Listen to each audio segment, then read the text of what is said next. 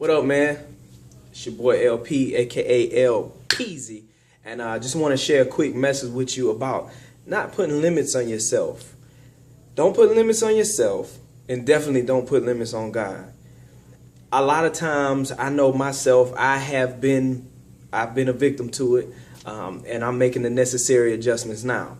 But a lot of times we put limits on ourselves and we put limits on God, and we cannot do this. We can't do this because there are things that we are supposed to do in this earth, things that we're supposed to accomplish in this earth. If we put limits on ourselves and if we put limits on God, we are not going to accomplish these things. Miles Monroe said that the wealthiest place on the earth is the cemetery. You know why? Because in the cemetery, there's books that were never written. There's songs that were never sung. There's businesses that were never started. All these things, people take these things and they go to the cemetery with it. And I don't want you to take your wealth. I don't want you to take your greatness to the cemetery. Because if you take it to the cemetery, you're going to add to the wealth and the greatness of the cemetery. With that being said, there was a woman that came to the prophet Elijah over in 2 Kings chapter 4. And she was like, hey, Elijah was like, what can I do for you? He said, well, my husband is dead and he was a man of God. You knew that he was, a good guy.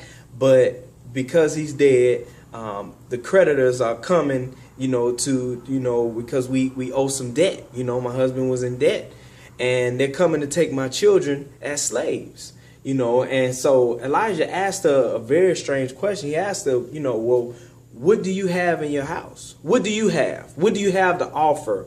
What do you have? And she said, I don't have anything except for this jar of oil. And so what Elijah told her, he said, well, this is what you do. Go to your neighbors and borrow vessels. And he said, borrow not a few. In other words, borrow a whole bunch of vessels.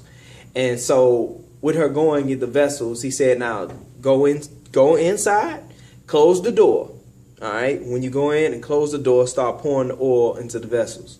So anyway, with that being said, she went, borrowed the vessels, came in, sat down, closed the door or whatever. And she told her, her sons, give me a vessel. So she began to pour. Got another vessel, began to pour. That oil just kept pouring. It kept pouring. It kept pouring. It kept pouring.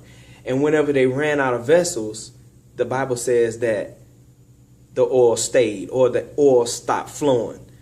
The reason why the oil stopped flowing was because she didn't have any more vessels. It's not that the supernatural didn't have any more oil, it's that she didn't have enough vessels. What she did was she put limits on the promise. And so if she would have continued to get more vessels and more vessels, the oil could have kept flowing. Now, true indeed, she took the oil, she sold it and paid off her debt. But imagine if she would have continued on and she'd have had more vessels, she could have started an oil business. She could have went into business selling oil. You get what I'm saying? But she put limits on God. She put limits on the promise, and she just got enough vessels just to take care of what she had. With that being said, I would encourage you, do not put limits on God. Do not put limits on yourself.